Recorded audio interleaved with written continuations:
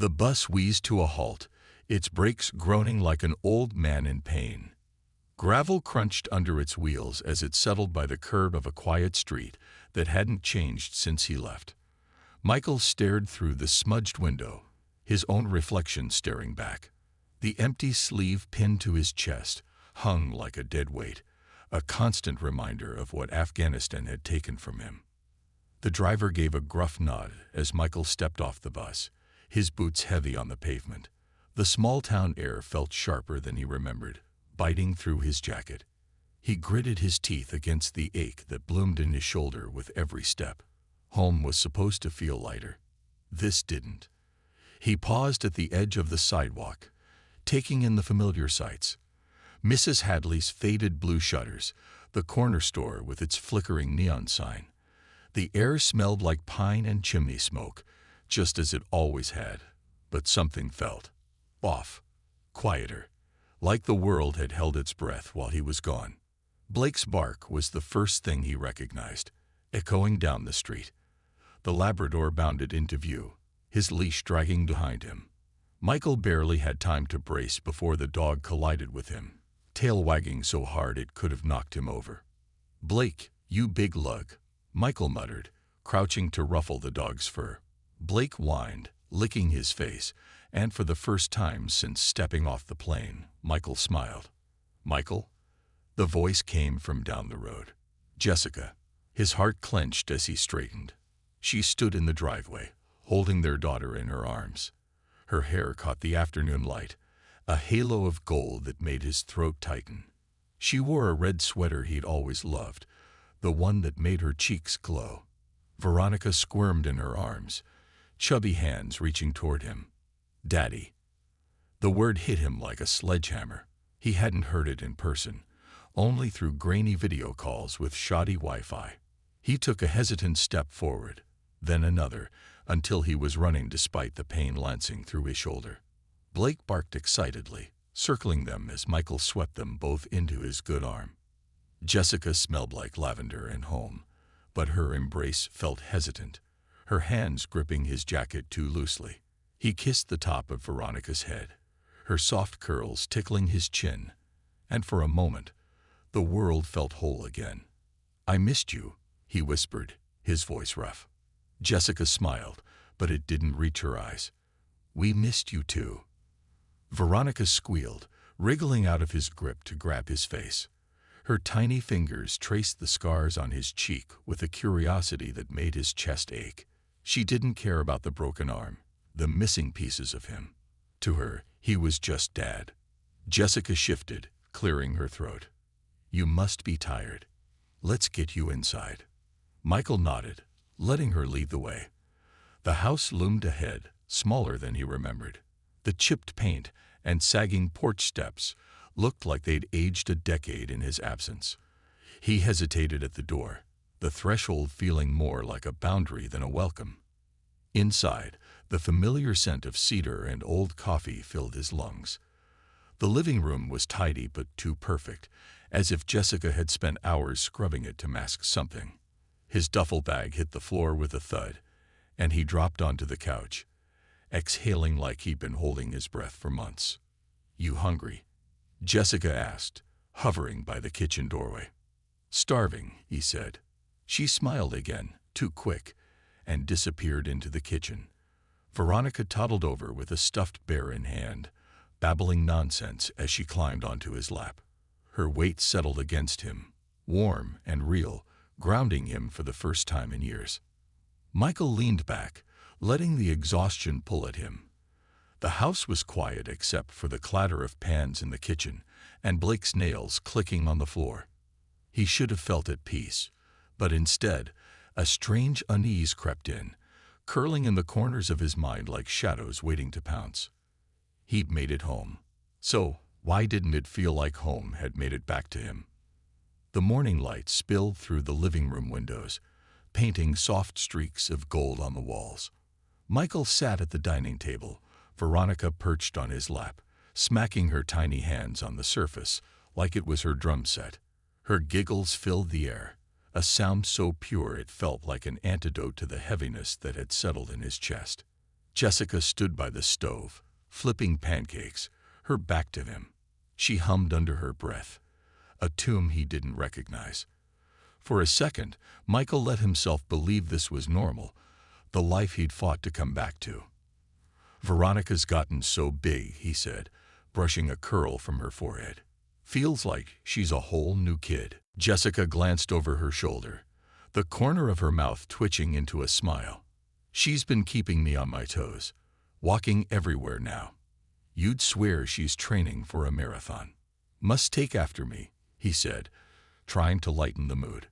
It landed awkwardly, his own voice betraying the insecurity he tried to hide. Jessica didn't respond. She slid a stack of pancakes onto a plate and brought it to the table. "Eat before they get cold."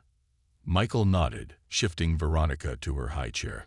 Jessica helped buckle her in, her movements brisk, efficient. When she sat down across from him, he caught a flicker of something in her eyes. Tiredness, maybe, or something deeper, sharper.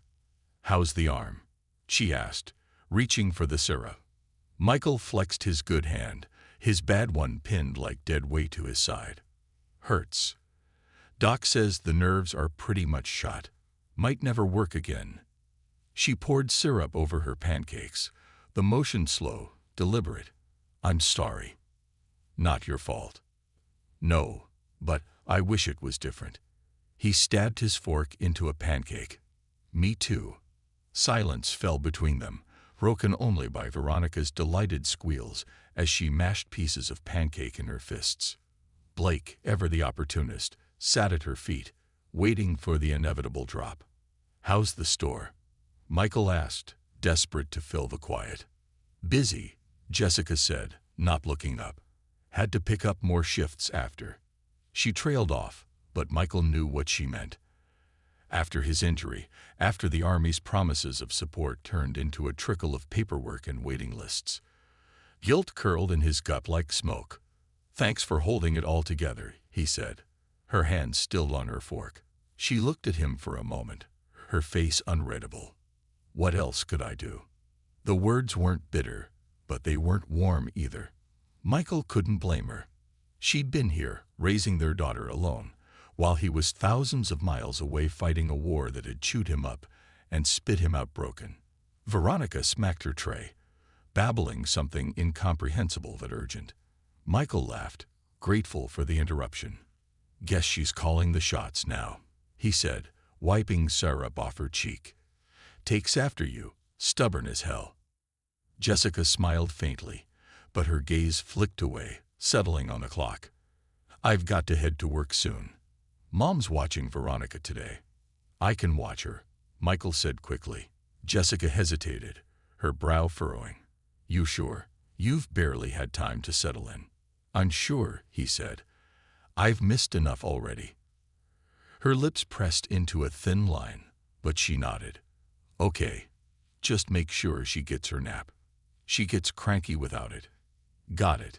Jessica stood, gathering her plate and coffee mug. Michael watched as she moved around the kitchen, her steps hurried but precise. She used to move differently, he thought. Lighter, freer. Now she seemed weighed down, her shoulders tight with a burden he couldn't quite name. She kissed Veronica on the forehead before grabbing her bag. "Be good for Daddy, okay? Bye-bye." Veronica chirped, waving her sticky hand. Jessica paused in the doorway, her eyes meeting Michael's for a brief second. "I'll be home by 6. "See you then." And then she was gone, the door clicking shut behind her. The house felt too quiet without her, despite Veronica's squeals and Blake's soft whining. Michael leaned back in his chair, his gaze drifting to the window. The sky was clear, the kind of blue that promised a good day, but the heaviness in his chest wouldn't lift. Veronica threw her spoon on the floor, laughing at her own chaos. Michael picked it up, chuckling softly. "Guess it's just us now, huh?" She grinned at him, syrup smeared across her face. For a moment, everything felt right. But as the day wore on, and the minutes stretched into hours, Michael couldn't shake the feeling that something in his life, something in Jessica, had shifted while he was gone. and no matter how much he wanted to, he couldn't ignore it. The grocery store was brighter than Michael remembered, the harsh fluorescence reflecting off polished floors and sterile shelves. Veronica sat in the cart's child seat, kicking her feet against the metal bars and babbling happily to herself. Blake waited outside, tied to the bike rack, his ears perking up each time someone passed. Michael moved through the aisles, scanning the shelves for the items on Jessica's list. Milk, bread, peanut butter. It was mundane, a far cry from the chaos he'd been used to, but something about it felt grounding, almost normal. Until he saw Alex. The man's voice came first, low and smooth, carrying over the quiet hum of the store. Michael froze, his hand hovering over a loaf of bread. He turned, his stomach tightening. Alex stood by the produce section, leaning casually against a display of apples, talking to a store clerk. He looked exactly as Michael remembered, tall, broad-shouldered, with his dark hair perfectly combed, and his clothes expensive and pristine. Alex laughed at something the clerk said, his teeth gleaming under the store's fluorescent lights. Michael clenched his jaw. He didn't remember Alex laughing much in the army. Not that Alex had ever been in the trenches. He'd been cushioned, protected by the privilege of his father's influence. While Michael and the others had been sweating in the dust, Alex had been safe, overseeing logistics in an air-conditioned office far from the front lines. Michael turned back to his cart, willing himself to focus. He didn't need this. Not now. But as he reached for a bag of bread, Alex's voice rang out behind him. Well, if it isn't the hometown hero. Michael's grip tightened on the bread. He turned slowly, schooling his face into calm indifference. Alex. Alex sauntered closer, his smile sharp and mocking. I heard you were back. Didn't expect to run into you here of all places. Grocery shopping. That's a far cry from the battlefield, isn't it? Michael shrugged. Life goes on. Alex's gaze flicked to Veronica, who was watching him with wide, curious eyes. Cute kid. Yours? Michael stiffened. Yeah. Looks like she's got her mother's eyes. Alex said, his tone almost too casual. Jessica must be thrilled to have you back. She always did like playing house, didn't she? Watch it, Alex. Alex raised his hands, feigning innocence. Relax. I'm just making conversation. No need to get all wound up. Michael took a step closer, his voice low and hard. I don't need your conversation. We're done here. Alex smirked, leaning in just enough that his words felt like a slap. You might want to keep an eye on your wife, though. Never know what might have happened while you were off saving the world. The words hit like a sucker punch. Michael's mind flashed with images he didn't want. Jessica, alone, vulnerable, and Alex, always circling, always too close. He stepped forward, his chest brushing against Alex's. Say that again. Alex chuckled, his grin never wavering. Relax. Soldier. Just friendly advice. Michael's fists itched, his body tensing with the instinct to fight, but Veronica's small voice snapped him back. Daddy? He turned, his daughter's wide eyes staring up at him, her small fingers gripping the edge of the cart. Michael took a deep breath, forcing himself to step back. Alex tilted his head, his smirk deepening. I'll see you around, Michael. Give Jessica my regards. And just like that, Alex turned and walked away, his gait easy, his shoulders relaxed, as if he hadn't just thrown a grenade into Michael's life. Michael pushed the cart out of the store, his movements stiff and mechanical. The air outside was cold, sharp against his flushed skin. Blake wagged his tail as Michael approached, but Michael barely noticed. He loaded the groceries into the trunk, his mind racing. Alex's words echoed in his ears, louder than the wind whipping through the parking lot. Keep an eye on your wife. He clenched his fists, his knuckles white. Veronica reached for him from her seat, her innocent smile breaking through the storm in his head. He lifted her out of the cart, holding her close, her small body warm against his chest. Let's go home, he murmured, more to himself than her. But as he drove back, the doubts planted by Alex's words began to take root. Michael tried to shake them off, telling himself it was just Alex being the smug, manipulative man he'd always been. But the seed had been sown, and no matter how hard Michael tried, he couldn't stop it from growing. The afternoon sunlight filtered through the living room blinds, painting slanted lines across the floor. Veronica sat on the carpet, surrounded by a fortress of blocks she'd been diligently stacking and knocking down all day. Michael watched her from the couch, his arm resting awkwardly on a pillow. She squealed as one of the towers toppled, her joy so infectious that he couldn't help but laugh. But the laughter didn't last. The silence of the house pressed in, heavy and intrusive. The faint sound of the clock ticking seemed louder, more insistent, as though marking the passage of something slipping out of his grasp. Michael leaned his head back, staring at the ceiling, letting the unease gnaw at him like a restless dog. He told himself he was being paranoid, a side effect of months spent on edge overseas. Still, Jessica's absence was a weight. She'd returned home just before dinner, her hair tied up, her face flushed from the cold air outside. Her greeting had been brief, a kiss on Veronica's cheek, a distracted hey to Michael before retreating to the bedroom to change. It wasn't the welcome he'd imagined when he dreamed of coming home. Later, as they sat at the dinner table, the distance between them felt like a chasm. Veronica smeared mashed carrots across her high chair, babbling to her bear.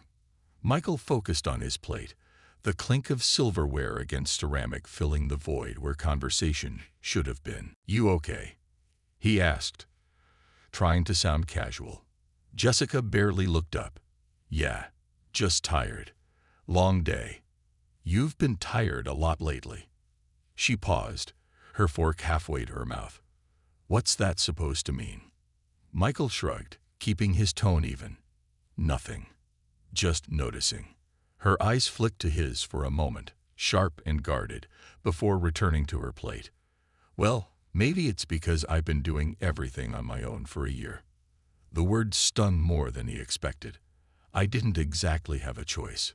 "I know," she said, her voice softer now. "I didn't mean it like that." Michael nodded, but the discomfort lingered. He glanced at Veronica, who was now happily trying to shove a handful of carrots into Blake's waiting mouth. Blake's tail wagged furiously, his nose nudging closer to the tray. "Veronica," Jessica said sharply, and the toddler froze, her eyes wide. "No feeding the dog."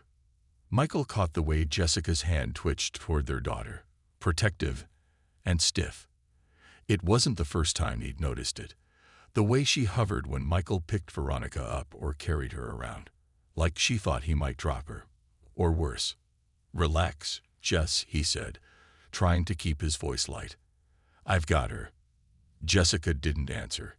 She rose abruptly, taking her plate to the sink. The clatter of dishes echoed through the kitchen, and Michael's stomach twisted. He hated this, the feeling that they were speaking in riddles, tiptoeing around something unsaid. That night, after Veronica had been tucked into bed, Michael sat on the couch, staring at the faint glow of the TV.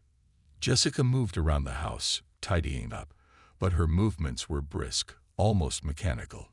She finally joined him, sitting at the opposite end of the couch, her legs tucked beneath her. Michael hesitated before speaking. "You've been different since I got back." She glanced at him, her expression guarded. "Different how?" "I don't know." "Distant." Her jaw tightened. "I've been holding down the fort for a year, Michael. Forgive me if I'm still adjusting." "That's not what I meant," he said, his voice steady but firm. "I get that it's been hard for you. It's been hard for me too. But it feels like you're keeping me at arm's length." Jessica sighed, rubbing her temples. "You've been home for 2 days. Can we not do this right now?" The dismissal hit him like a punch. He wanted to push, to demand answers, but the weariness in her face stopped him. She looked as fragile as he felt. "Yeah," he said finally, leaning back. "We'll leave it." She stood, not saying a word, and went upstairs. Michael stared at the empty space she'd left behind, his chest tight. Blake padded over and rested his head on Michael's knee, his brown eyes full of quiet understanding. Michael scratched the dog's ears absently, his thoughts a whirl of unease. Something was wrong. He didn't know what, but he could feel it. It was there in the spaces between their words, in the way Jessica wouldn't meet his gaze, in the way she recoiled when he reached for her. Michael thought about Alex's words at the market. They'd stung at the time, but now, sitting alone in the dim glow of the TV, they returned with sharper edges. "You'd better watch your wife." The words curled in his mind, coiling tighter with every replay. He wanted to dismiss them as the ramblings of a bitter man. But Jessica's distance, her unease, her defensiveness, it was enough to make him wonder, enough to make him doubt. Blake whined softly, nudging his hand. "It's nothing," Michael said aloud, as if saying it would make it true. But the lie felt heavy in his mouth. The shadows of doubt were growing, and he couldn't shake the feeling that they were only just beginning. The night was unusually quiet. Veronica had fallen asleep early, her tiny breaths soft against the baby monitor. Blake lay sprawled across the rug, his ears twitching in response to some dream. Jessica sat curled up on the couch, a book in her hands, but her eyes weren't moving across the page. The room felt too still, like the air was holding something heavy. Michael leaned against the doorway, watching her. The weight of Alex's words had followed him home, circling his mind like a predator. He hated himself for letting it get to him, but Jessica's distant behavior made it harder to ignore. "You okay?" he asked, breaking the silence. Jessica looked up, startled, as though she'd forgotten he was there. "Yeah. Why?" "You've been quiet." "I'm tired, Michael," she said, her tone clipped. "It's been a long day." He nodded and moved to sit on the couch beside her. She shifted slightly, enough for him to notice, and the small movement felt like a rejection. "Do you want to talk about it?" he pressed. "There's nothing to talk about," she replied, her voice cool. "I'm just tired." Michael stared at her, the book still resting in her lap, her fingers absently turning a page she hadn't read. His chest tightened.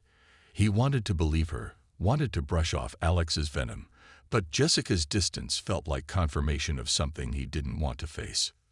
Later, after Jessica had gone to bed, Michael sat alone in the living room.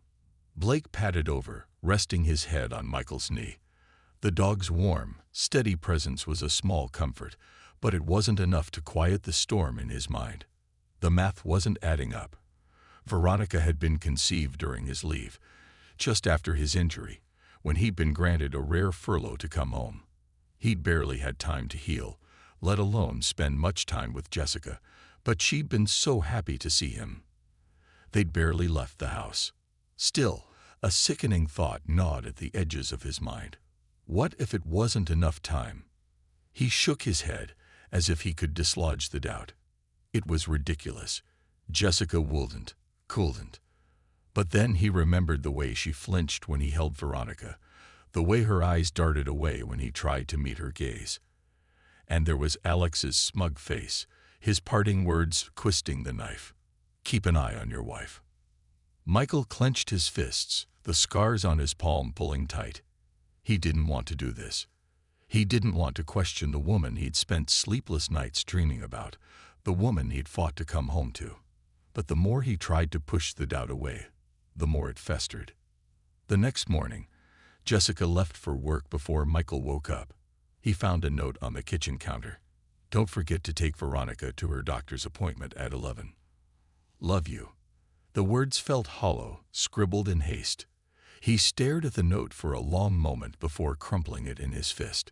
He dressed Veronica carefully, her tiny arms wriggling as he buttoned her jacket. She giggled, blissfully unaware of the storm brewing around her. When he picked her up, Jessica's earlier words rang in his ears. "Don't forget." As if he would.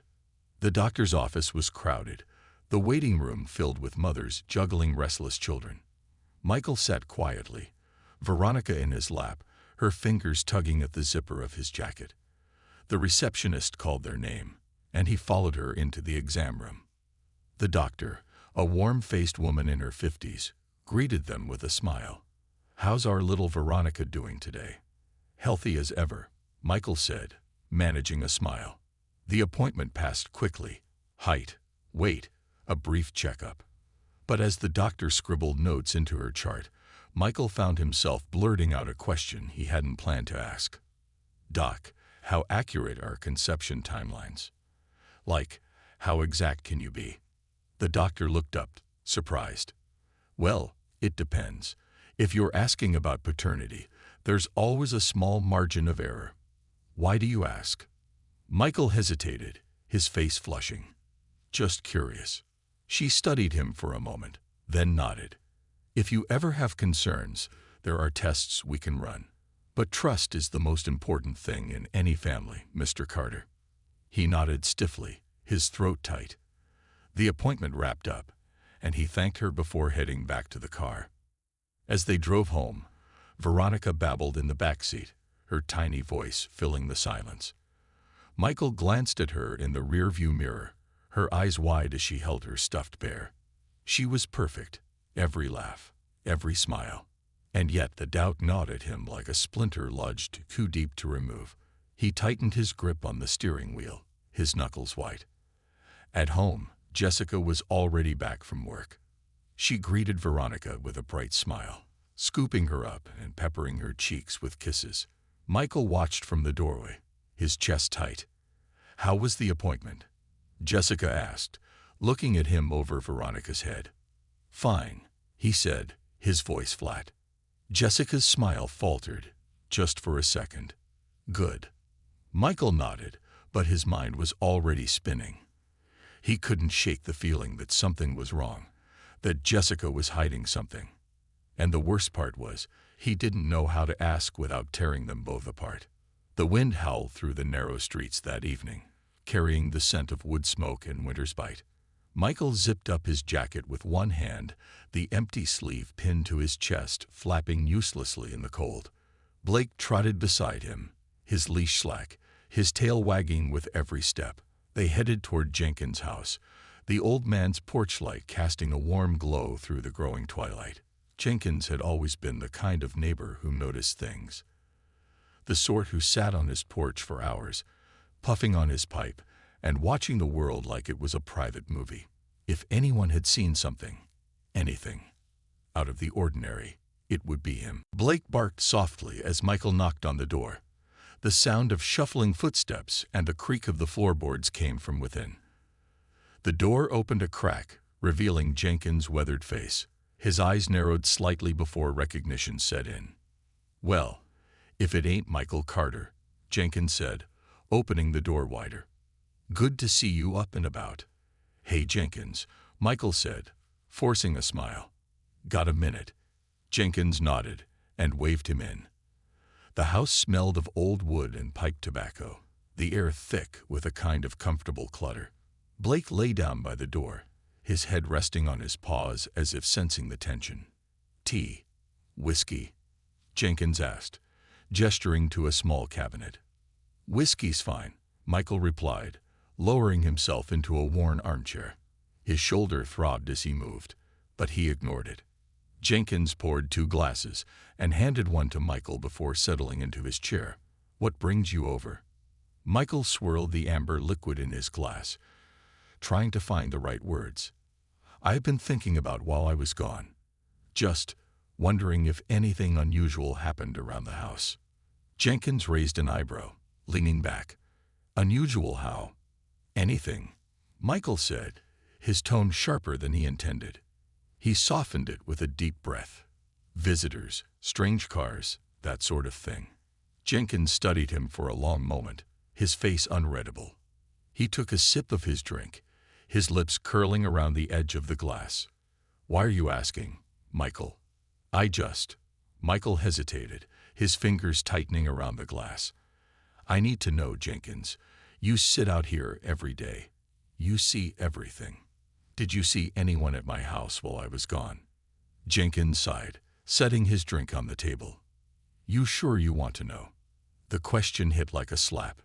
Michael's jaw tightened. "Yeah, I'm sure." The old man scratched his chin, his gaze drifting toward the window.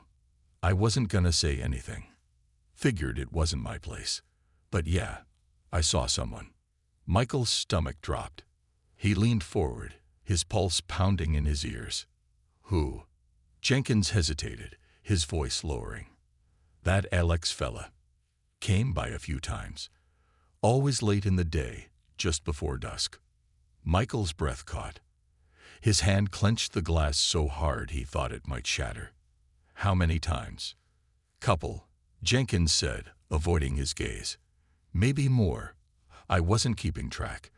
But he wasn't just passing by. He went inside. Michael's mind raced, his thoughts colliding in a storm of anger and betrayal. You're sure? Clear as day, Jenkins said. Figured he was checking in on Jessica. You were overseas, and she had the baby. Thought it was neighborly. Michael stood abruptly, his chest tight. Blake lifted his head, sensing the tension. Thanks, Jenkins, he said, his voice strained. The old man frowned, his expression softening. Michael, I didn't mean to stir trouble. Could have been nothing. Michael forced a smile that didn't reach his eyes. Yeah, nothing. He turned and headed for the door, Blake following at his heels. The cold air hit him like a slap as he stepped outside, his breath forming clouds in the fading light. He clenched his fists, his nails digging into his palms. Jenkins' words echoed in his mind. He went inside. At home, Jessica was in the kitchen, washing dishes. The sound of running water and clinking plates filled the air. Michael stood in the doorway, his chest heaving with barely contained rage. Everything okay? Jessica asked without turning around. Michael didn't answer. He stared at her, his heart pounding, the words burning in his throat. He wanted to confront her, to demand answers, but Veronica's laughter drifted from the living room, small and sweet. He couldn't do this in front of her. Yeah, he said finally, his voice rough. Everything's fine. Jessica glanced at him, her brow furrowing slightly. But she didn't press. She turned back to the sink, humming softly to herself. Michael's jaw tightened as he walked away, the doubts and anger roiling inside him. He needed answers, but not here, not now. For Veronica's sake, he had to keep the peace. For now. The house felt eerily quiet that Saturday morning. Jessica's mom had come to pick up Veronica for the weekend, her smile warm but curious as she hugged Michael goodbye. He'd forced a polite nod, his thoughts already elsewhere. The house, without Veronica's laughter, felt like a stage waiting for a storm to unfold. Jessica was upstairs folding laundry when Michael called up, his voice calm but firm. Jess, can we talk? Can it wait? She called back. I've got. No. His tone left no room for argument. There was a pause, then the soft creak of floorboards as she came down. She entered the living room, a laundry basket balanced on her hip. What's going on? She asked, setting it down on the armchair. Michael stood by the window, his hands jammed into his pockets. His reflection stared back at him, tense and unfamiliar. He turned slowly, meeting her gaze. Jenkins told me Alex was here, he said, his voice steady but cold. More than once, while I was gone. Jessica's expression didn't falter, but her posture stiffened. What? Alex. Coming to the house. Jenkins saw him. 8 times, Jessica. Her lips parted, a faint laugh escaping her. Jenkins is old. He probably mixed up who he saw. Michael took a step closer, his eyes narrowing. Don't lie to me. I'm not lying, she snapped, crossing her arms. You're really going to take the word of a nosy neighbor over me. I'm asking you for the truth, Michael said, his voice rising. Why was Alex here? What was he doing in my house? Jessica shook her head, her eyes flashing with anger. This is ridiculous. He was checking in on us. He's your friend. Friend? Michael's laugh was sharp and bitter. He's no friend of mine. And he had no business being here. Well, he was. She shot back, her voice trembling. Because I was alone, Michael. alone with a newborn, with bills piling up, with no one to help me. So yeah, Alex came by. He was just being nice. Nice. The word dripped with disdain. Michael stepped closer, his voice dropping to a dangerous level. Is that what you call it? Jessica flinched but held her ground. What are you trying to say? That I did something. That I cheated on you. After everything I went through while you were off playing soldier. Michael froze, her words cutting deep. I wasn't playing soldier. I was fighting to survive. And I was fighting to survive here, she countered, tears welling in her eyes. Do you have any idea what it was like, Michael? Raising Veronica alone, wondering if you'd come back in a body bag. If you'd come back at all. Her voice cracked, and for a moment, Michael hesitated. But then he remembered Alex's smirk, Jenkins' quiet confession, the way Jessica had pulled away from him since he'd returned. If nothing happened, Michael said, his voice hard, then why are you acting like this? Why won't you look me in the eye? Jessica's shoulders slumped, her face a mix of anger and desperation. Because I'm tired, Michael. Tired of trying to prove myself to someone who clearly doesn't trust me. It's not about trust, he snapped. It's about the truth. Jessica's eyes burned into his, and for a moment, he thought she might break. But then she turned away, her voice low and bitter. Believe whatever you want. You always do. Michael stared at her back, his chest heaving. His injured arm throbbed, a sharp reminder of everything he'd sacrificed to come home. But this wasn't the home he'd fought for. This was something else. Something broken. Jess, he softened his tone, stepping closer. I just want us to be okay. But I can't. His voice caught. I can't move forward if you're keeping things from me. She turned slowly, her face pale, her eyes red-rimmed. And I can't live like this, Michael. With you questioning me, doubting me. If this is how it's going to be, then maybe what? His voice was sharp, a knife cutting through the air. Jessica blinked, tears spilling down her cheeks. Maybe you should have stayed in Afghanistan. The words hit him like a bullet, leaving him stunned. Jessica gasped, covering her mouth as if she could pull them back, but it was too late. Michael turned away, his jaw clenched, his chest aching with something too deep for words. He grabbed his jacket from the back of the chair, yanked open the door, and stepped into the cold without a word. Blake barked once, confused, but Michael ignored him. He walked down the street, the winter air biting at his face, his mind a storm of anger, pain, and confusion. Jessica's words echoed in his head, louder than the crunch of snow under his boots. Maybe you should have stayed in Afghanistan. And for the first time since coming home, he wondered if she was right. The night was black, the kind of darkness that felt alive, pressing against the windows and wrapping the world in silence. Michael lay on the couch, staring at the ceiling. The shadows above seemed to shift and twist, mocking him with their shapelessness. Blake was curled up on the rug nearby, his soft snores the only sound in the house. Sleep wouldn't come. It hadn't since the argument with Jessica. Her words still echoed in his head, cutting deeper than any shrapnel ever had. Maybe you should have stayed in Afghanistan. Michael closed his eyes, hoping to shut out the thoughts. But as soon as his lids fell, another world opened. The dust of Kandahar rose around him. The air was filled with the distant thud of mortar fire, the sharp crack of rifles. His heart pounded as his boots sank into the mud, every step a fight against the weight pressing down on him. Michael.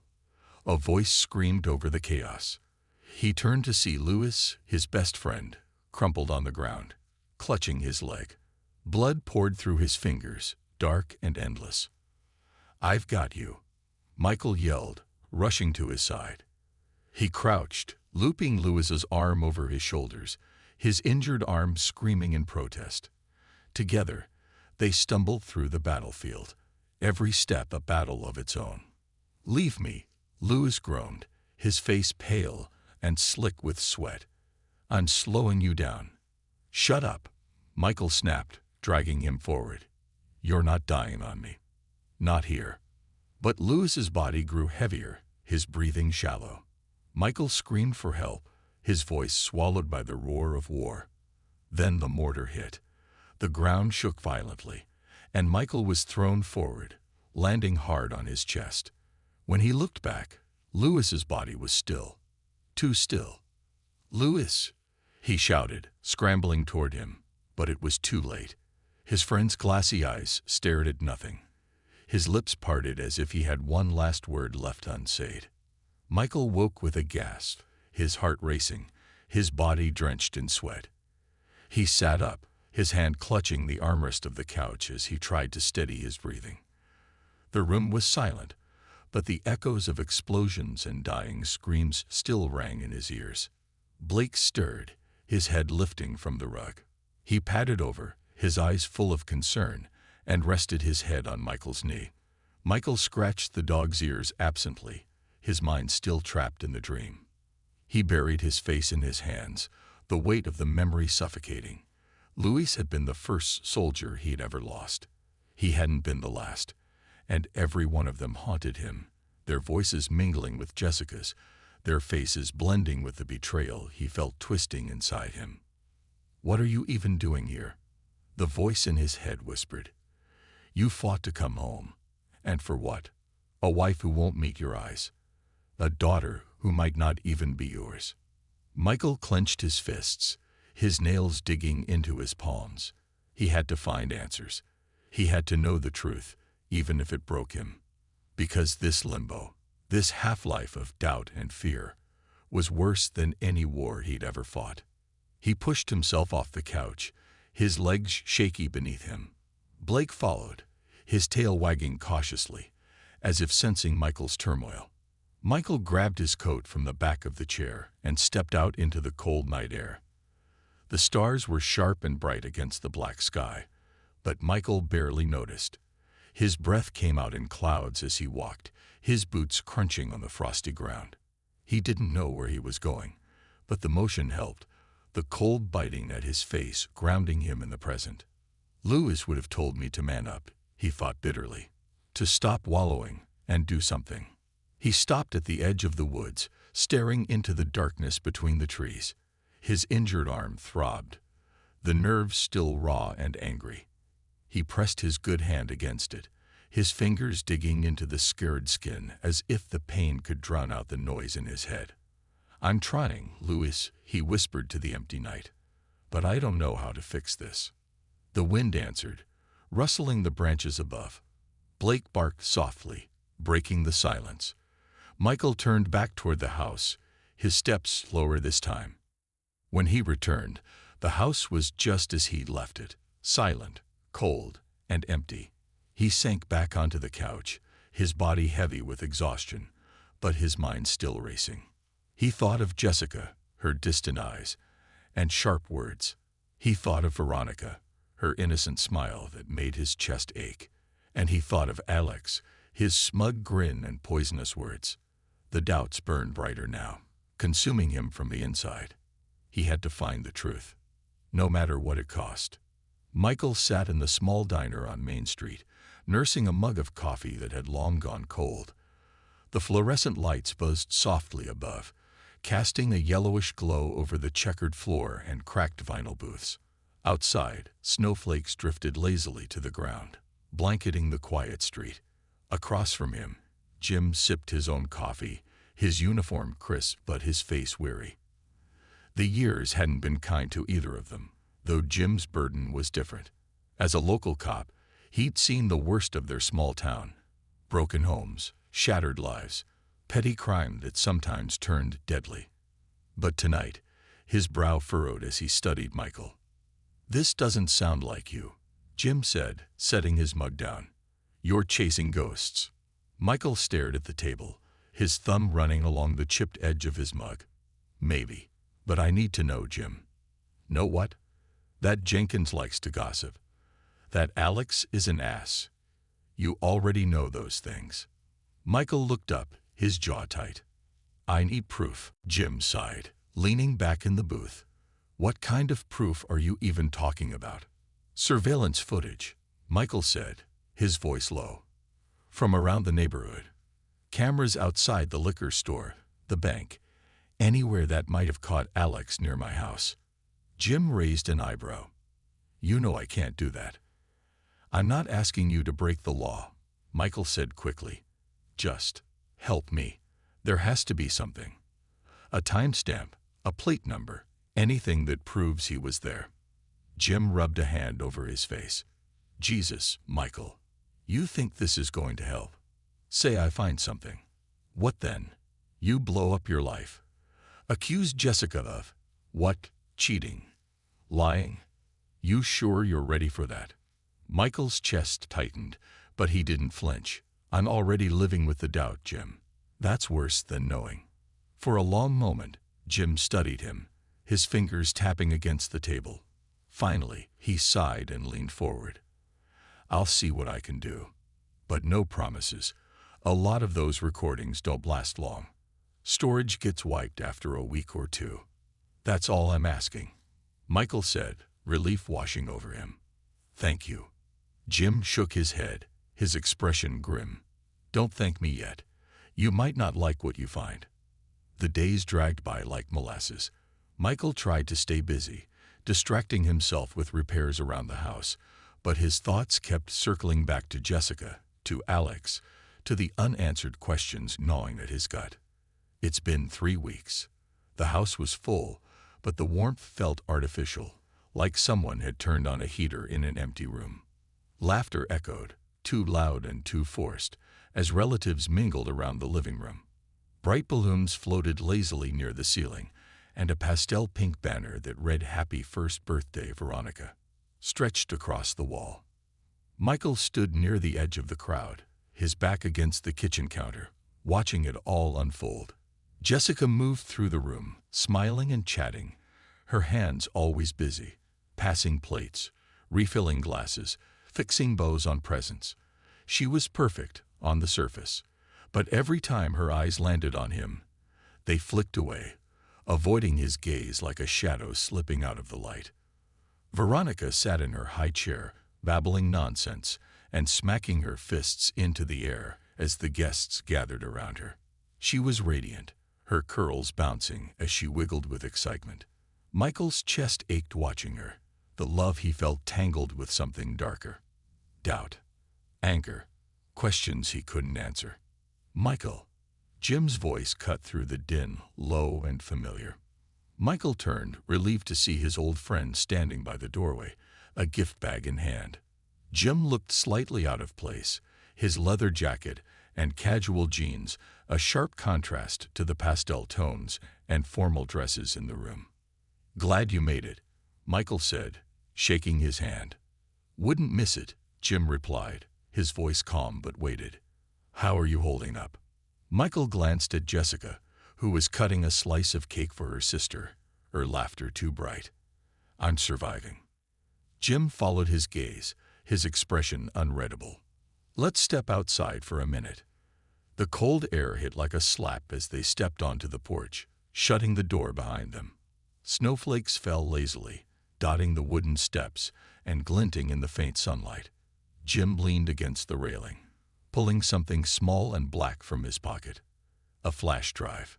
He held it out to Michael, his expression grim. This is everything I could find. Footage from the cameras near your house. Dates, times. They're all on there. Michael stared at the drive, his hand unmoving.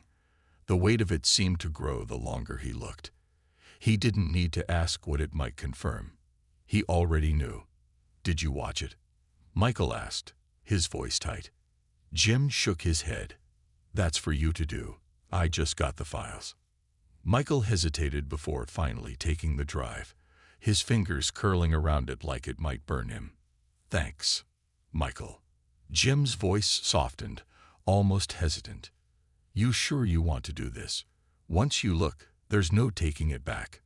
Michael slipped the flash drive into his pocket, his jaw tightening. I need to know.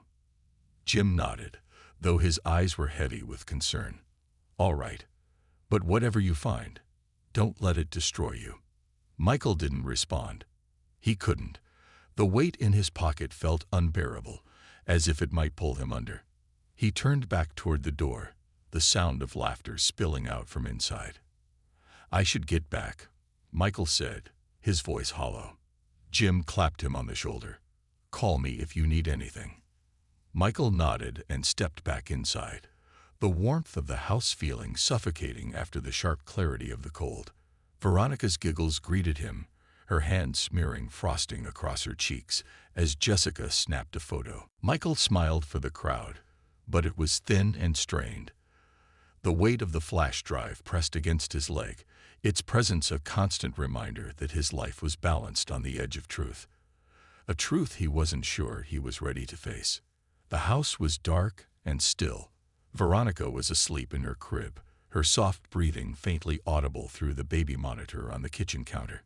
Jessica had gone to bed hours ago, retreating upstairs with a quick goodnight, and no second glance. Michael sat alone at the dining table, a laptop open in front of him. The flash drive lay next to it, small and unassuming, yet heavier than any weapon he'd ever carried. Michael's hand hovered over the drive, his breath shallow.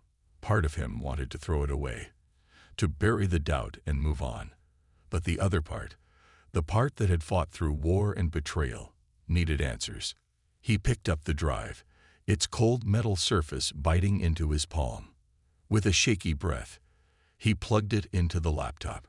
The screen flickered, and a folder popped up, filled with video files labeled with dates and times. 8 files in total. The timestamps were damning. Late afternoon, just before dusk. Michael hesitated, his finger hovering over the first file. His heart hammered in his chest, every beat a question pounding against his ribs. He clicked play. The footage was grainy, the camera mounted on a street lamp across from his house. The image wavered slightly, but the details were clear enough. Alex's car pulling into the driveway, its polished exterior catching the fading sunlight. Michael leaned closer, his fists tightening as he watched Alex step out, his posture casual, his face calm. He walked up to the front door and knocked. Jessica opened the door. Michael paused the video, his chest heaving. Her expression was unreadable, but the familiarity in the way she stepped aside to let Alex in hit him like a punch. He swallowed hard and pressed play again. The video cut off after a few minutes, the next file picking up where it left off. Alex left the house an hour later, his gait relaxed, his face betraying nothing. Michael clicked through the remaining files, his jaw tightening with every passing moment. The visits were frequent, the pattern unmistakable.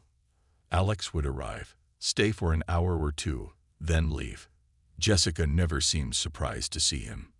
Each time, she opened the door without hesitation, her body language calm, even welcoming. By the 8th video, Michael's hand was trembling. He closed the laptop, leaning back in his chair. The room felt too small, the air too thick. Blake whined softly, nudging Michael's leg with his nose. "It's okay, boy," Michael muttered, though his voice betrayed him. But it wasn't okay. It wasn't even close. He poured himself a glass of whiskey, the burn of the alcohol doing little to dull the storm inside him. His mind raced, replaying every moment from the footage. The way Jessica smiled at Alex, the casual familiarity between them, it all felt like knives twisting in his gut. He wanted to confront her, to demand an explanation, but the words felt stuck in his throat. And Veronica, her innocent face flashed in his mind, her laughter, her trust. The thought that she might not be his was unbearable. He had proof now, proof that Alex had been in his home, proof that Jessica had lied. But proof of what exactly? He slammed the glass down on the table, his voice low and raw. "Why, Jess?" Blake whined again, his brown eyes full of quiet concern. Michael reached down, scratching behind his ears as he tried to steady his breathing. The doubt, the anger, the betrayal, it was all too much. When Jessica came downstairs the next morning, Michael was still at the table, the empty glass in front of him, the laptop closed. She paused in the doorway, her eyes narrowing slightly as she took him in. "You didn't come to bed," she said, her tone guarded. Michael stared at her, his face unreadable. "No, I didn't." Jessica shifted uncomfortably, brushing a strand of hair behind her ear. "Are you okay?" He didn't answer. Instead, he pushed the flash drive across the table toward her. Her eyes flicked to it, then back to him, her expression tightening. "What's that?" she asked, her voice cautious. "You tell me," Michael said, his voice low, sharp. Jessica's face paled, her hand hovering over the drive before pulling back. "Michael, I don't know what you think." "Don't lie to me, Jess," he interrupted, his tone harder now. "I've seen it. All of it." Her mouth opened, then closed, her eyes darting toward the stairs as if Veronica might hear. "I don't want to do this right now." Michael stood, his chair scraping against the floor. "Too bad. We're doing this." Jessica stared at him, her face a mix of fear and defiance. The truth hung between them, heavy and suffocating, and Michael knew there was no going back now. The days blurred together after the confrontation. Jessica avoided him, her words clipped, her actions measured. Veronica, too young to understand the tension, was the only warmth in the house. She toddled after Michael, her giggles lighting up the shadows that had settled in his mind. But even her laughter wasn't enough to drown out the questions. Michael couldn't let it go. He needed answers, not just about Alex, but about Veronica. He hated himself for it, hated the gnawing doubt that had crept in. But it was there, relentless, whispering to him in the quiet moments when he held her close. He waited until Jessica left for work one morning, her car disappearing down the street, before making the call. The DNA testing clinic was discreet, tucked into a strip mall on the edge of town. Michael sat in the sterile waiting room, his good hand gripping the edge of his chair. The receptionist, a young woman with a polite but distant smile, handed him a clipboard with a stack of forms. He filled them out mechanically, his mind elsewhere. The process was quick, just a simple swab inside Veronica's cheek when Jessica wasn't looking. He told himself it was for peace of mind, a way to put the doubts to rest. But as he handed the sealed envelope back to the technician, a sick feeling settled in his stomach. "What happens now?" he asked, his voice low. The technician, a middle-aged man with a kind face, offered a faint smile. "We'll contact you when the results are ready. Usually takes about a week." "A week." Michael nodded, thanked the man, and walked out into the biting winter air. The waiting was torture. Each day felt longer than the last, every hour dragging on as his mind spun with possibilities. He tried to distract himself, fixing the leaky faucet in the kitchen, patching a hole in the garage wall. But the thoughts always crept back. "Michael," Jessica said one night, her tone hesitant, "what's going on with you?" He looked up from the TV, the words on the tip of his tongue. "I'm waiting to find out if my daughter is really mine." But he couldn't say it. "Not yet." "Nothing," he lied. "Just tired." She studied him for a moment, her brow furrowing, but she didn't press. She turned and walked upstairs, leaving him alone in the dim light of the living room. The call came 5 days later. Michael was in the garage, sorting through a box of old tools, when his phone buzzed on the workbench. His heart leaped into his throat as he saw the unfamiliar number. "This is Michael Carter," he said, his voice tight.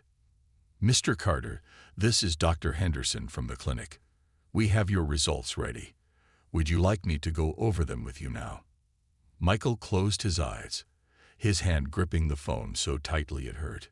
"Yeah, go ahead." There was a pause, the faint rustling of papers on the other end. Then the doctor spoke, his tone professional but careful. "The analysis shows that there is no genetic match between you and Veronica."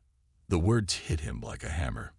Michael felt the ground shift beneath him, the weight of the truth crashing down on him all at once.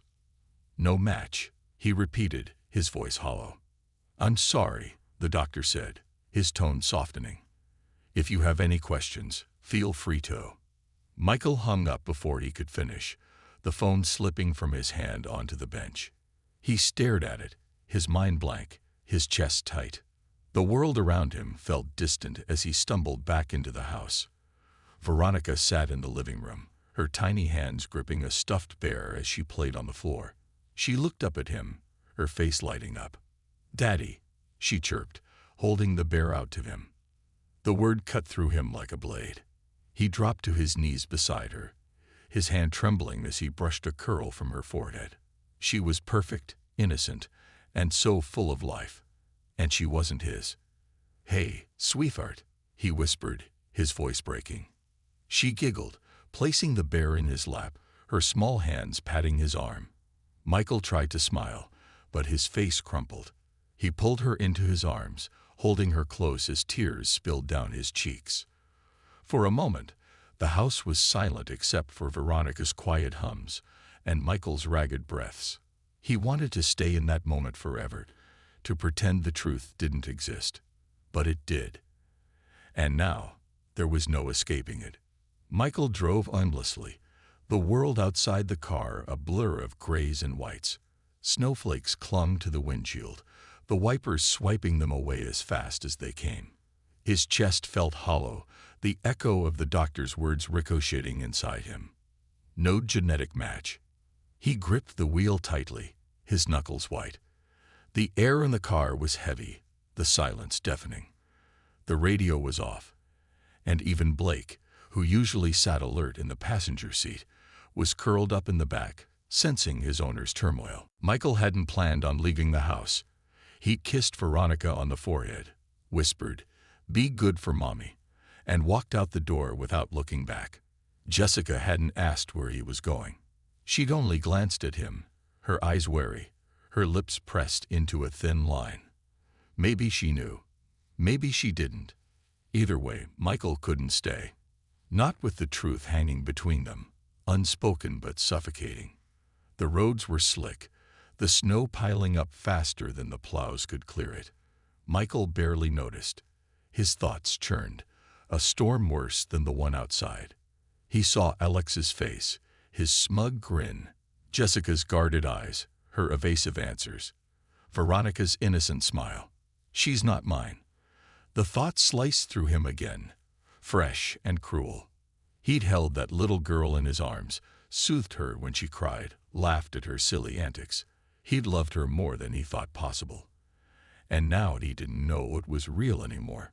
He slammed his palm against the steering wheel, a guttural shout escaping his lips. The car swerved slightly, the tires struggling for grip. Michael clenched the wheel, his breath ragged.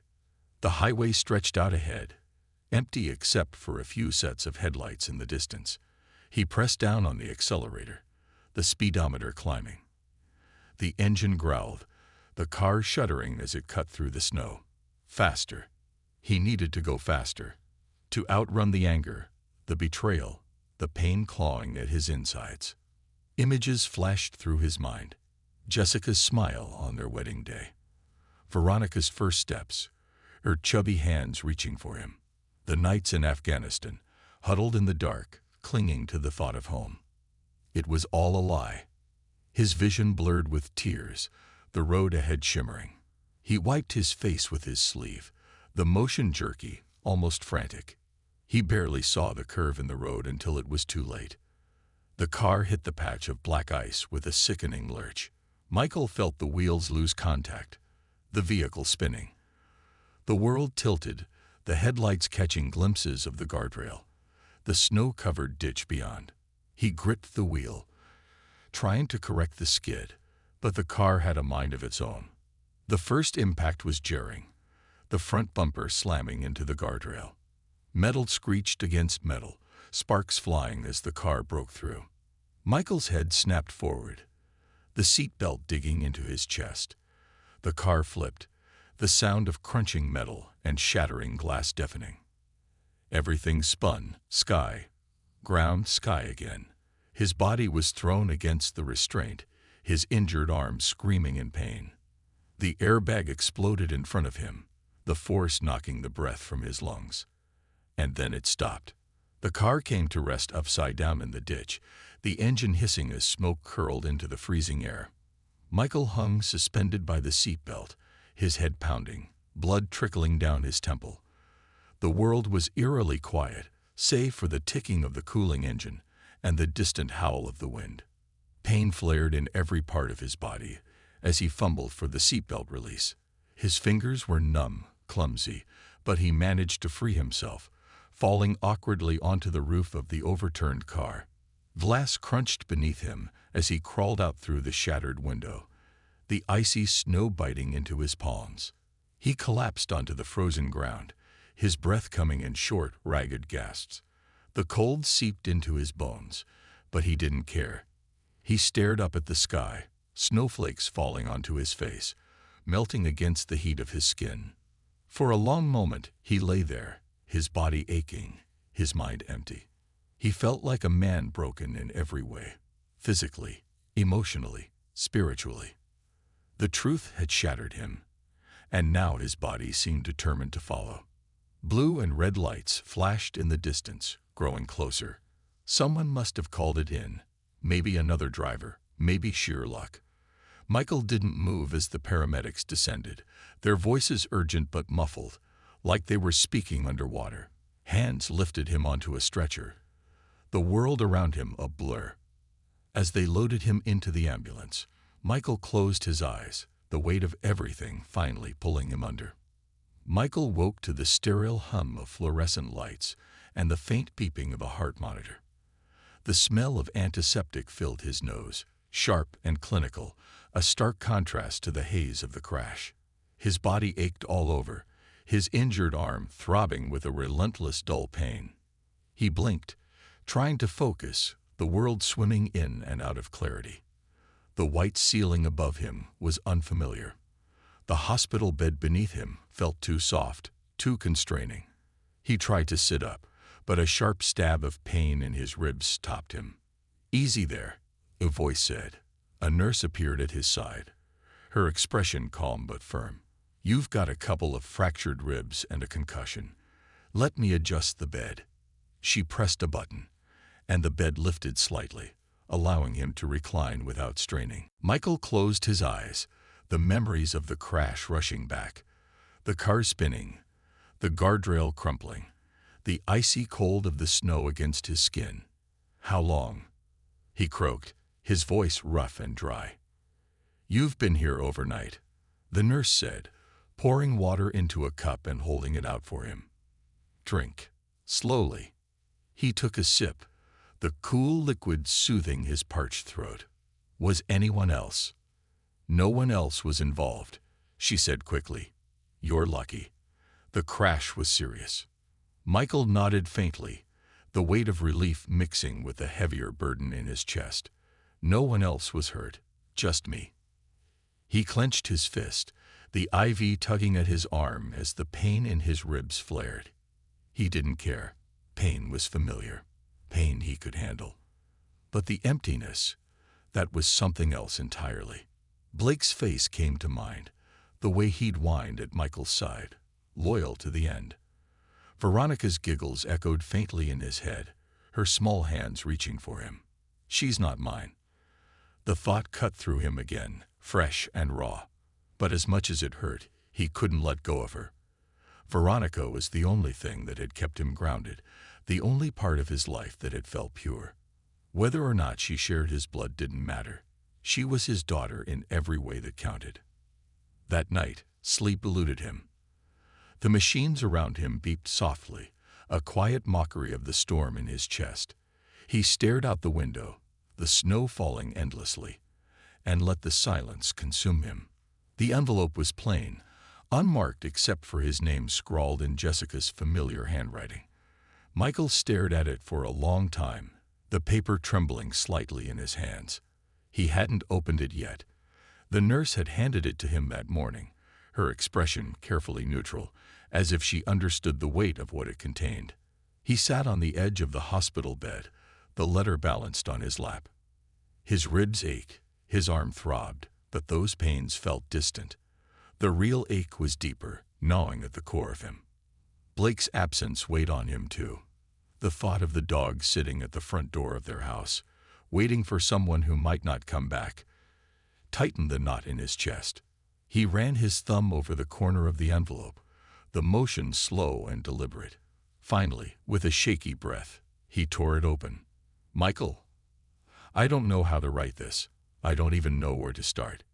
You're the strongest person I've ever known, and it makes this all the harder to say. I'm leaving. I tried, Michael. I swear I did. But the weight of it all, the lies, the guilt, it's too much. I can't look you in the eye and keep pretending everything is okay. I can't keep living in this house, walking these halls, knowing what I've done. You deserve better. Veronica isn't yours. You probably know that by now, but I needed to say it. I needed to tell you the truth, even if it's far too late. Alex, it wasn't planned. It wasn't love. It was a moment of weakness, of fear, of loneliness. But that doesn't excuse it. It doesn't change what I've done. I know you love her. I see it every time you look at her. And she loves you, Michael. She doesn't know, and she never has to. You've been the only father she's ever known, the only one she'll ever need. That's why I know this is the right decision. You'll take care of her better than I ever could. I'm sorry, Michael, for everything. For the lies, for the betrayal, for not being the person you thought I was. I hope you find peace. I hope you find happiness again. You deserve that, even if it's not with me. Goodbye. Jessica. Michael read the letter twice, then a third time. Each word felt like a fresh wound, cutting deeper than the last. He folded the letter carefully, his movements slow and precise, and set it on the small tray table beside him. The emptiness in his chest swelled, threatening to engulf him. He thought he'd been prepared for this, for the confirmation, for the apologies, for the hollow explanations. But nothing could have braced him for the reality of Jessica's words. You deserve better. The phrase echoed in his mind, sharp and bitter. If she truly believed that, why hadn't she fought for them? For him. For Veronica. He closed his eyes, his breath shuddering. He thought of Veronica's laughter, her chubby hands reaching for him, her joy when he tossed her in the air. She wasn't his by blood, but in every way that mattered, she was his daughter. She was the only thing in his life that felt real, the only thing worth fighting for. But now, even that felt fragile. Jessica's absence would cast a shadow over every moment, every memory. He couldn't separate the betrayal from the love he felt for the little girl who didn't know anything had changed. A nurse poked her head in later that evening, asking if he needed anything. Michael shook his head, his voice too thick to speak. The letter sat on the table, untouched since he'd set it down, but it might as well have been branded on his skin. When the nurse left, he stared out the window, the snow still falling in thick, silent flakes. His thoughts churned, dark and unrelenting. He wanted to hate Jessica. He wanted to hate Alex. But all he felt was hollow, a void where his anger should have been. In the darkness of the hospital room, Michael lay awake, his body heavy, his mind restless. He didn't know what the next day would bring, or the day after that. He didn't know how to rebuild a life that had crumbled under the weight of betrayal. But he knew one thing. He wasn't ready to give up on Veronica. Not yet. Not ever. Michael stood at the edge of the driveway, staring at the house that used to be his sanctuary. Snow piled up on the porch steps, untouched, the mailbox still full of flyers and letters Jessica hadn't bothered to collect. The curtains were drawn, the windows dark. It didn't look like a home anymore. It looked like a tomb. Blake barked softly beside him, his leash slack in Michael's hand. The dog's tail wagged tentatively, his ears perked as if waiting for a sign, any sign, that things were okay. Michael glanced down at him, the one piece of his life that still felt steady, and gave the leash a gentle tug. "Come on, boy," he murmured. The door creaked as Michael stepped inside, the cold air following him like a ghost. The silence hit him first, pressing down on his chest. It was the kind of quiet that felt unnatural, like the house was holding its breath. Blake padded in behind him, his nails clicking against the hardwood. The dog sniffed the air, his head darting toward the living room. then the stairs, as though searching for someone who wasn't there. Michael set his bag down by the door and looked around. Veronica's toys were still scattered across the floor. A doll missing an arm, a stack of blocks she never managed to balance right, a stuffed bear she used to clutch during naps. His chest tightened at the sight of them, memories flooding in like a tide. Her laughter had once filled this space, echoing off the walls, softening every sharp edge of his day. Now it was gone, and the absence was deafening. He moved through the house in a daze, opening drawers and closets without purpose. Jessica's touch was everywhere, in the neatly folded towels, the mugs stacked just so, the faint scent of her lavender shampoo lingering in the bathroom. It made his skin crawl. He couldn't breathe in here, couldn't think. Blake whined softly from the corner of the living room, his head resting on his paws. Michael looked at him, his heart breaking a little more. The dog didn't understand, didn't know why the people he loved had vanished. "It's just us now, buddy," Michael said, his voice cracking. Blake lifted his head, his brown eyes full of quiet understanding. Michael reached down, scratching behind his ears. The dog leaned into his touch, a small comfort in a world that had gone cold. As the sun set, the shadows in the house grew longer, darker. Michael sat on the floor of the living room, a bottle of whiskey beside him. His injured arm throbbed, but he ignored it, his focus on the pile of belongings he dragged from closets and shelves. Framed photos, Jessica's favorite cardigan, Veronica's drawings. Every piece felt like a shard of glass pressed against his heart. He grabbed one of the photos, a candid shot of Jessica holding Veronica on the day she'd taken her first steps. They were both laughing, their joy so real it almost hurt to look at.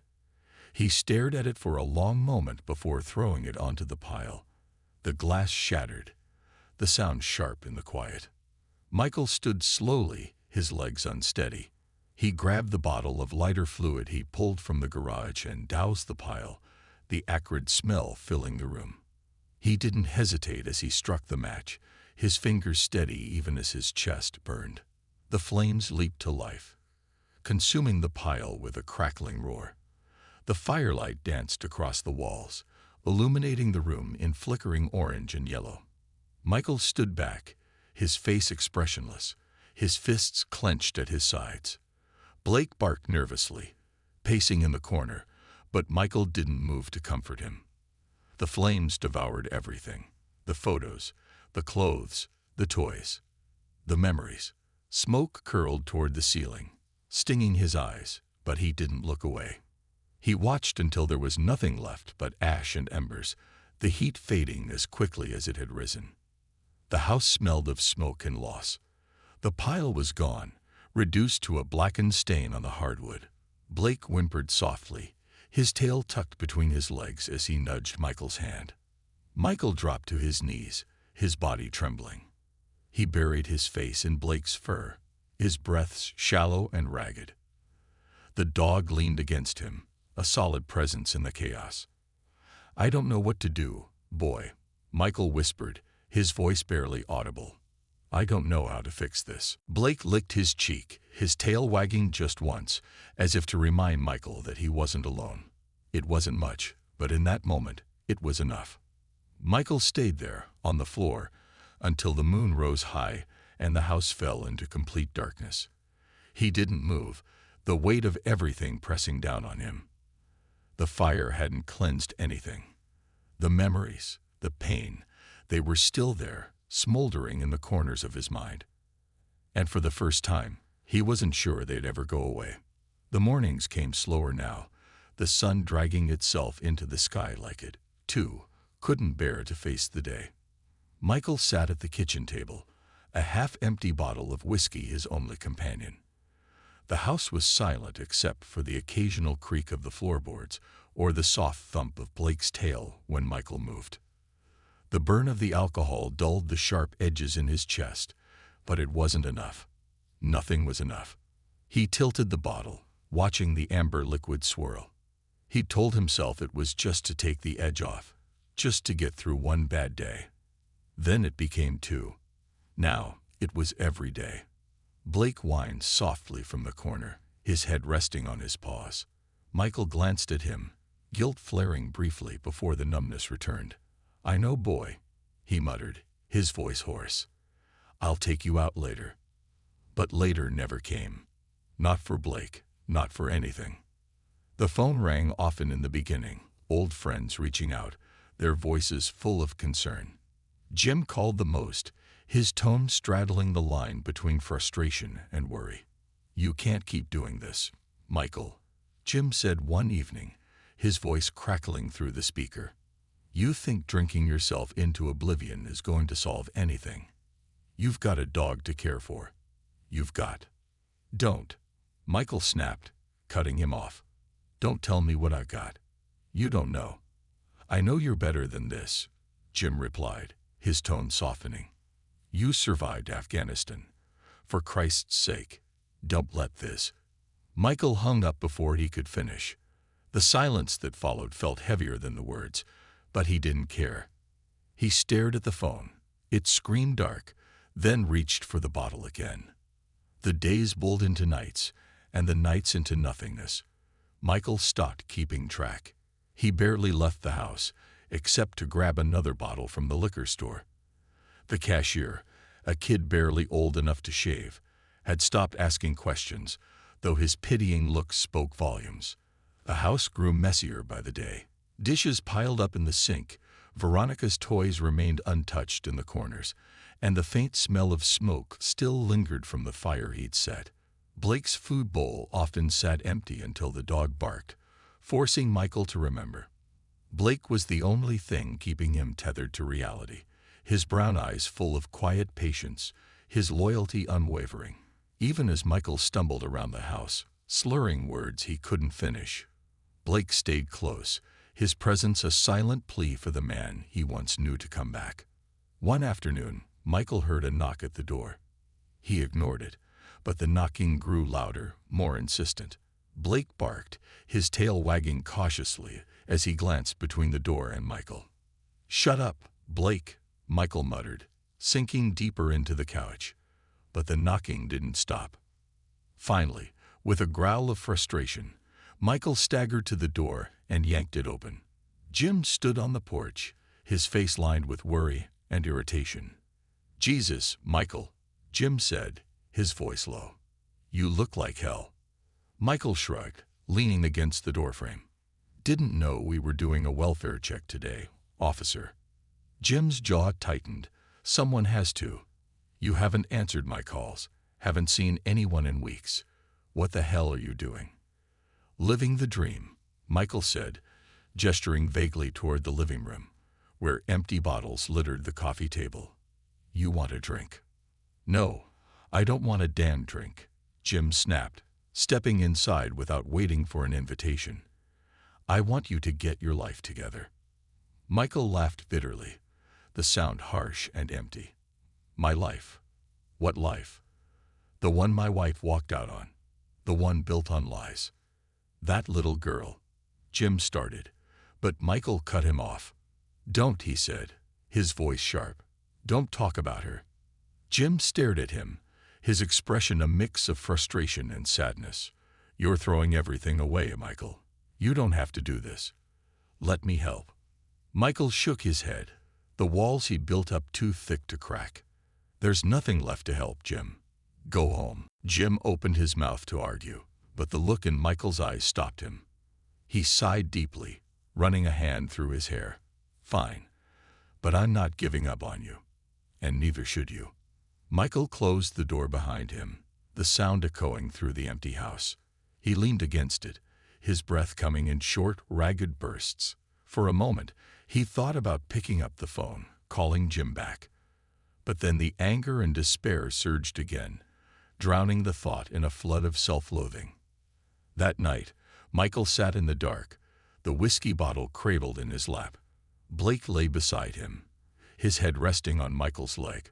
The dog's quiet presence was the only thing that kept the silence from swallowing him whole.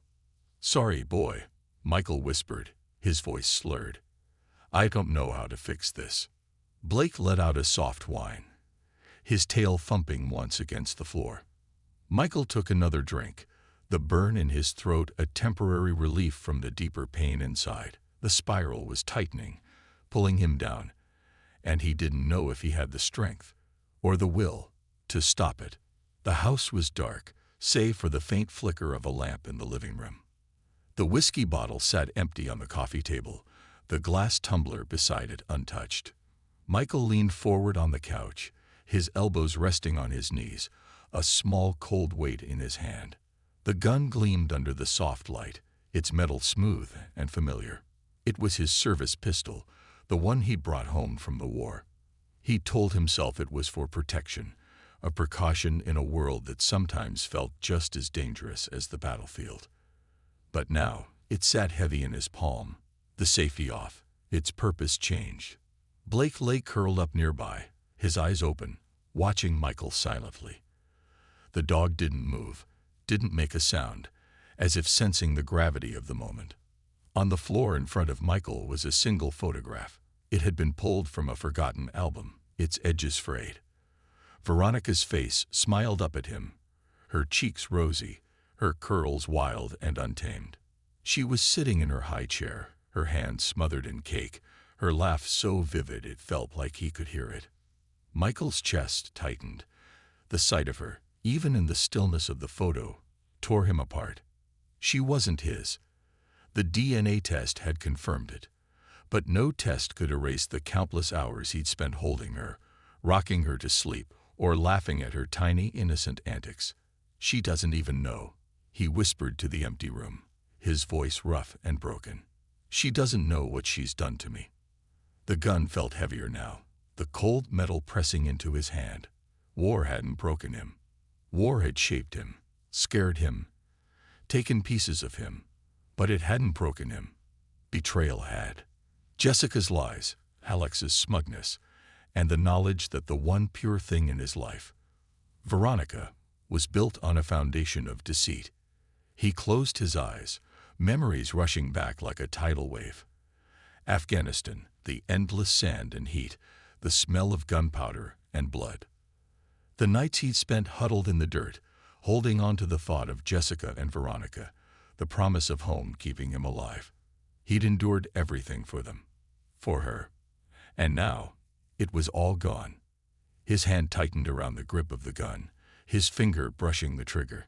The thought of pulling it felt like both an escape and a surrender. He wasn't sure which scared him more.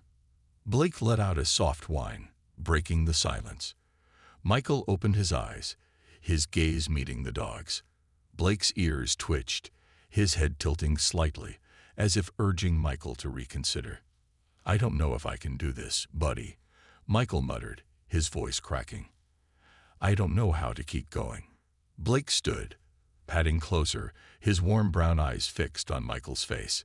He nudged Michael's knee with his nose, the small gesture grounding him just enough to take a shaky breath. Michael looked back at the photograph, Veronica's innocent smile staring up at him. He picked it up with his free hand, his thumb tracing the edge. She was so small, so pure, untouched by the weight of the world. She didn't know the circumstances of her birth, didn't know the storm raging in his heart. "None of this is her fault," he whispered. The realization struck him hard. Veronica wasn't to blame for Jessica's lies, for Alex's betrayal. She was just a child who had called him daddy, with a trust so absolute it shattered him all over again. Tears blurred his vision, spilling onto his cheeks unchecked. His breath hitched, his body trembling as the weight of everything crashed down on him. The war, the lies, the betrayal, it all poured out of him, raw and unfiltered. Blake pressed against him, his warmth steady, his presence unyielding. Of the gunshot, the picture fell out of his hands. The neighbor, old Jenkins, was the first to notice something was wrong. He hadn't seen Michael walking Blake in days. No lights came on in the house at night, and the snow on the driveway remained undisturbed. Jenkins had tried knocking, but the silence from within the house left an uneasy feeling in his chest. He called the police. When they broke the door open, the smell hit first, a metallic tang, unmistakable and grim. Blake barked once, his voice sharp and frantic, before retreating to the far corner of the living room.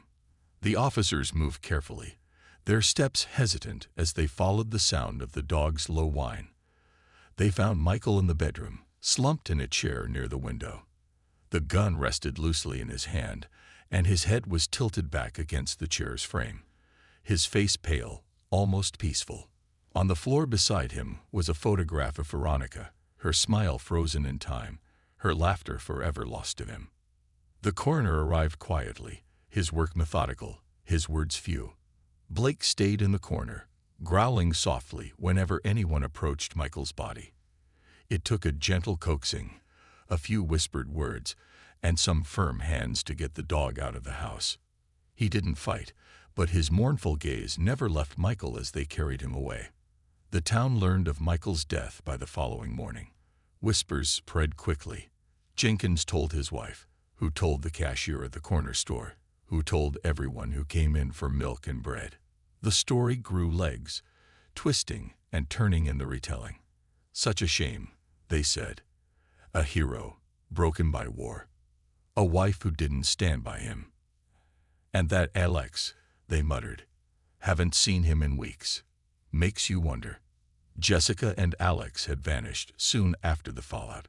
Some said they'd gone to another city, maybe out west, chasing anonymity and distance from the shame that followed them like a shadow. Others claimed they'd split up, unable to face each other after what they'd done. No one knew for sure. Michael's funeral was small, attended mostly by townsfolk who barely knew him but felt compelled to pay their respects. Jenkins was there, standing silently at the back, his pipe clenched tightly between his teeth. Jim stood by the graveside, his face drawn and pale, the guilt heavy in his eyes. He tried to help, but it hadn't been enough. Blake was there too. The dog sat stoically beside the grave, his ears alert, his gaze fixed on the casket. When the ceremony ended and the mourners drifted away, Blake stayed. He lay down by the freshly turned earth, his body curled tightly against the base of the headstone, his loyalty unbroken. Days turned into weeks, and Blake refused to leave. Neighbors brought food and water, leaving bowls near the grave. Some tried to coax him away, offering warmth and comfort, but Blake wouldn't budge. He stayed, his presence a quiet vigil, his love unwavering. The seasons shifted, the snow melting into spring, but Michael's story lingered in the air like a faded echo. The neighbors spoke of him in hushed tones, their words heavy with regret. Jessica and Alex remained the subject of occasional gossip, their betrayal a stain the town couldn't quite scrub away. But in the end, it was Blake who bore witness to Michael's pain and loss, his devotion a final testament to the bond they'd shared. And though the town eventually moved on, Blake's silhouette at the grave became a fixture, a solemn reminder of a man broken by betrayal, and the dog who never stopped loving him.